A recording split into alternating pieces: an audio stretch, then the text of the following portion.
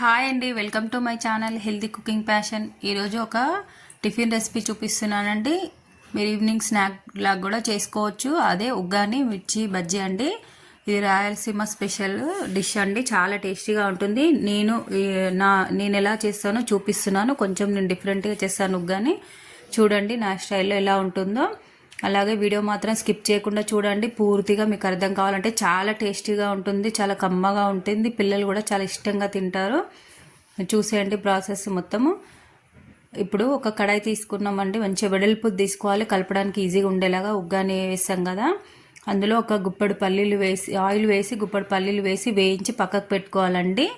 పక్కకు పెట్టేసుకొని ఇప్పుడు అదే ఆయిల్లో పోపు వేసేసుకుందాం. ఆవాలు, జీలకర్ర, అలాగే శనగపప్పు, మినప్పప్పు, ఎండుమిర్చి వేసుకోవాలి. మనము ఇది నేను త్రీ వెరైటీస్గా చేస్తానండి. ఒకటి పొడి కొంచెం డిఫరెంట్గా, ఇది ఇంకొక లాగా పొడి చేసి వేస్తాను. ఒకలాగా టమాటో వేసి కూడా చేస్తాను. డిఫరెంట్గా ఎలా వీలైతే అలా చేస్తుంటాను. ఇది ఒక స్టైల్, ఇది కూడా చాలా బాగుంటుంది. ఇప్పుడు ఆనియన్స్ వేసాను, అది పోపు వేగాక ఆనియన్స్ వేసేసి అలాగే పచ్చిమిర్చి, కరివేపాకు కూడా మొత్తం ఒకటేసారి అన్నీ వేసి బాగా కలిపేసుకుంటున్నాను.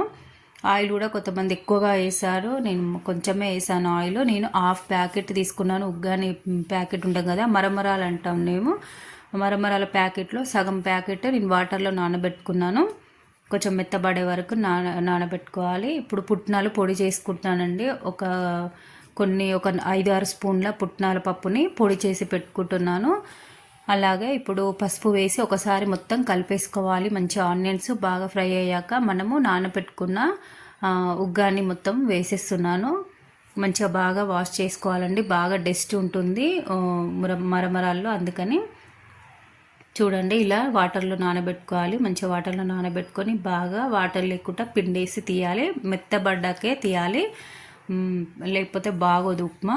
ఇప్పుడు మొత్తం ఒకసారి కలిపిస్తున్నాను చూడండి. అంత పోపు మరమరాలకు పట్టేలాగా కలిపిస్తున్నాను. మనం పొడి చేసుకున్నాం కదా, ఆ పొడి వేసేసుకోవాలి. అలాగే సాల్ట్, కొత్తిమీర, నిమ్మరసం పిండేసుకోవాలి. అన్నీ ఒకసారి వేసి కలిపేసుకోవాలి. కొత్తిమీర వేస్తున్నాను చూడండి. పుట్నాల పొడి వేస్తున్నాను కొంచెం. అలాగే పల్లీలు, వేయించిన పల్లీలు ఇప్పుడు కలిపేస్తూ మళ్ళీ సాల్ట్, నిమ్మరసం కూడా వేసేసుకోవాలి. ఇందులో కొంతమంది చింతపండు వేసుకుంటారు, టమాటో వేసుకుంటారు. నేను టమాటో వేస్ట్ చేస్తాను, చింతపండు ఎప్పుడు వేస్ట్ చేయలేదండి.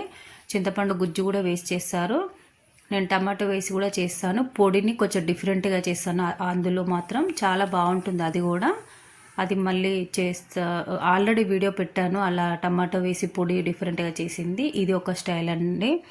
ఇప్పుడు ఒకసారి మొత్తం కలిపేస్తున్నాను. అలాగే సాల్ట్ కూడా వేసేసుకోవాలి, మనం సరిపడా సాల్ట్. మరమరాల్లో కొంచెం సాల్ట్ ఉంటుంది, మీరు చూసి వేసుకోండి సాల్ట్. ఇప్పుడు నేను బజ్జీకి ప్రిపరేషన్ చేస్తున్నాను. మనం లోపల స్టఫ్ పెట్టుకుంటాం కదండి, స్టఫ్కి ఇప్పుడు ఒక బౌల్లో మనము మిర్చి లోపల పెట్టుకోవడానికి స్టఫ్ అండి ఇది. ఒక బౌల్లో కొంచెం వాము, అలాగే శనగపిండి, మనం చింతపండు గుజ్జు, సాల్ట్ వేసి కలుపుకోవాలి. కొంచెం ఒక 5 స్పూన్లు 6 స్పూన్లు అంతా తీసుకున్నాను. 1/2 కేజీ మిర్చిలండి. నేను ఇప్పుడు కలిపే స్పూన్తో ఒక 5 స్పూన్ల అలా శనగపిండి తీసుకున్నాను. ఒక చిన్న నిమ్మకాయ సైజ్ అంతా చింతపండు గుజ్జు అట్లా కొంచెం లిక్విడ్గా తీసుకొని వేసేసుకున్నాను. ఆ గుజ్జుతోనే పిండి మొత్తం కలిపేసాను. అందులోనే వాము, ఉప్పు కూడా వేసి కలిపి అలా మిర్చిలో లోపల గింజలు తీసేసి పెట్టేసుకోవాలి. మొత్తం చింతపండు గుజ్జు మనకి స్పైసీ లేకుండా చాలా టేస్టీగా ఉంటుంది మిర్చి బజ్జీ అలా చేసుకోవడం వల్ల. ఇప్పుడు నేను బజ్జీకి వేయడానికి పైన కోటింగ్ కోసము ఇప్పుడు శనగపిండి తీసుకున్నానండి. ఇప్పుడు ఆ నేను చూపిస్తున్న బౌల్తో 2 కప్పుల శనగపిండి తీసుకున్నాను. అలాగే 1 స్పూను వాము తీసుకున్నాను.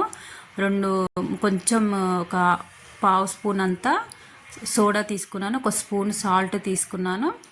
అలాగే కొంచెం పసుపు వేసుకుంటున్నాను. వేసేసి మనము దీంట్లోకి ఖచ్చితంగా బియ్యం పిండి వేసుకోవాలి. మనకు మిర్చి కొంచెం మంచి క్రిస్పీనెస్ రావాలంటే బియ్యం పిండి కంపల్సరీ వేసుకోవాలి.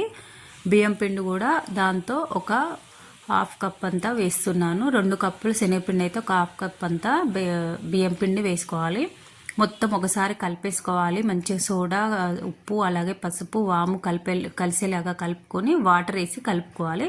చూడండి మిర్చి ఇలా పెట్టినప్పుడు ఇలా మిర్చికి పట్టేలాగా ఉండాలి. అట్లా ఆ కన్సిస్టెన్సీలో కలుపుకోవాలి. కలిపేసుకొని మనం బజ్జీ వేసేసుకుంటున్నాము. ఇలా గ్లాస్లో వేసుకుంటే మనం మిర్చి పొడుగ్గా ఉంటుంది కదా, కరెక్ట్గా మంచిగా సరిపోతుంది. అలా వేసేసుకోవాలి. మీకు ఇంకా బజ్జీ బాగా లావుగా కావాలి అనుకుంటే, పిండి ఎక్కువగా పైన లేయర్ కోటింగ్ కావాలంటే ఇంకొంచెం గట్టిగా కలుపుకోండి, అప్పుడు బాగా కోటింగ్ వస్తుంది. సోడా కూడా మీకు ఇంకా బాగా క్రిస్పీనెస్ పొంగినట్టు రావాలంటే ఇంకా కొంచెం వేసుకోవచ్చు. సోడా ఎక్కువ వేస్తే ఆయిల్ ఎక్కువ లాగుతుంది, ఎక్కువ తినలేము, కొంచెం తిన్నా కూడా కడుపు నొప్పిలాగా అనిపిస్తుంది. అందుకే నేను సోడా చాలా తక్కువగా వేసాను, కొంచెం వేసాను, పావు స్పూన్ అంతా. చూడండి, ఇలా బజ్జీలు వేసుకొని తీసుకోవాలి. మంచి కలర్ వచ్చే వరకు ఫ్రై చేసుకోవాలి. లో ఫ్లేమ్లో పెట్టి ఫ్రై చేసుకోవాలి. మనము హై ఫ్లేమ్లో పెట్టామంటే లోపల పచ్చిగా ఉంటుంది, పిండి ఉడకదు, తొందరగా పైన కలర్ వచ్చేస్తుంది. అలా చేసుకున్నాక మనకి రెడీ అవుతుంది బజ్జీ. చూడండి, నేను అలాగే అరటికాయ బజ్జీ కూడా వేసాను, అలా పెట్టి చూపిస్తున్నాను. ఇలా రెడీ అయింది, చాలా టేస్టీగా వచ్చిందండి. ఉగ్గని మాత్రం సూపర్గా ఉంది. పొడి అవి వేసుకున్నాం కదా, చాలా టేస్టీగా కలర్ఫుల్గా కనిపిస్తుంది కదా. మంచి ఆనియన్స్ అలాగే బజ్జీ పెట్టుకున్నాను. ఇలా ఆలు బజ్జీ కూడా చేశాను, అది చూపిస్తున్నాను. అలా మిర్చి పెట్టుకొని తింటే సూపర్ టేస్టీగా ఉంటుంది. మీరు కూడా తప్పకుండా ఇలా ట్రై చేయండి. ఈ ఉగ్గాని మిర్చిని మీకు పిల్లలకు కూడా బాగా నచ్చుతుంది. ఒక్కసారి టేస్ట్ చేశారంటే ఎక్కువ చేసుకుంటారు. ఇది టిఫిన్ లాగా చాలా బాగుంటుంది. ఎక్కువ మనకి స్టమక్ పెయిన్గా అలా అనిపించదు ఉగ్గాన్ని తింటే. ఊరికే ఉగ్గాన్ని కూడా చేసుకొని తినొచ్చండి, మనం మిర్చి చేసుకోకుండా కూడా టిఫిన్ లాగా చాలా బాగుంటుంది అలా. ఇప్పుడు మనం ఇందులో వెజిటేబుల్స్ వేసి కూడా చేసుకోవచ్చు ఉగ్గానిని. మనం హెల్దీగా చేసుకోవాలంటే నేను అలా కూడా చేస్తుంటాను ఇంట్లో. పిల్లలు వెజిటేబుల్స్ తినరు కదా, ఇలా వేస్ట్ చేస్తాను.